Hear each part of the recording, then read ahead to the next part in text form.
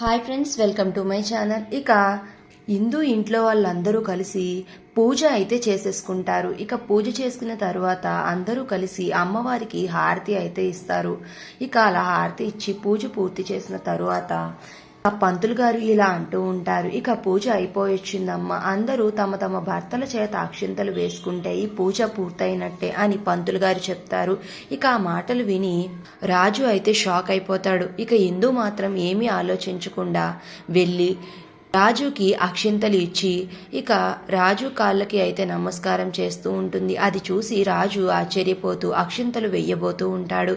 ఇక అప్పుడే రాజుకి అయితే ఒక కాల్ వస్తుంది. ఇక ఆ కాల్కి ఎవరో ఏదో చెప్తూ ఉంటారు. అది చూసి రాజు అయితే ఒక్కసారిగా షాక్ అయిపోతాడు. ఎవరో హాస్పిటల్ బెడ్ మీద ఉన్నట్టు, వాళ్ళకి మెలకు వచ్చినట్టు అయితే మనకు చూపిస్తూ ఉంటారు. వెంటనే ఆ అక్షింతలు కింద వేసేసి రాజు అయితే అక్కడి నుంచి పరిగెట్టుకుని అయితే వెళ్ళిపోతాడు. ఇక అది చూసి వాళ్ళ కుటుంబ సభ్యులందరూ షాక్ అయిపోతూ ఉంటే ఐశ్వర్య ఇలా అంటూ ఉంటుంది, చూసారా అందరూ, చూసారా, నేను చెప్తూనే ఉన్నాను మొదటి నుంచి ఈ రాజుకి ఇందుకి పెళ్లి కాలేదు, వీళ్ళు నాటకం ఆడుతున్నారు అని. కానీ నా మాట విన్నారా? నేను చెప్పాను కదా, ఈరోజు ఏదో అడ్డంకు వల్ల వీళ్ళు పూజ ఆపేస్తారు, పూజ పూర్తి చెయ్యరు అని.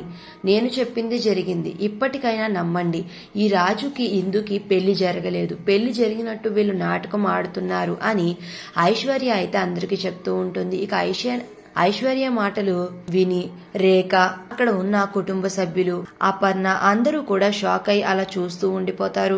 మరి ఇప్పుడు ఇందు వాళ్ళని ఎలా కన్విన్స్ చేయనుంది, వాళ్ళని ఎలా కవర్ చేయనుంది అనేది నెక్స్ట్ రివ్యూలో తెలుసుకుందాం. వీడియో నచ్చితే ప్లీజ్ సబ్స్క్రైబ్.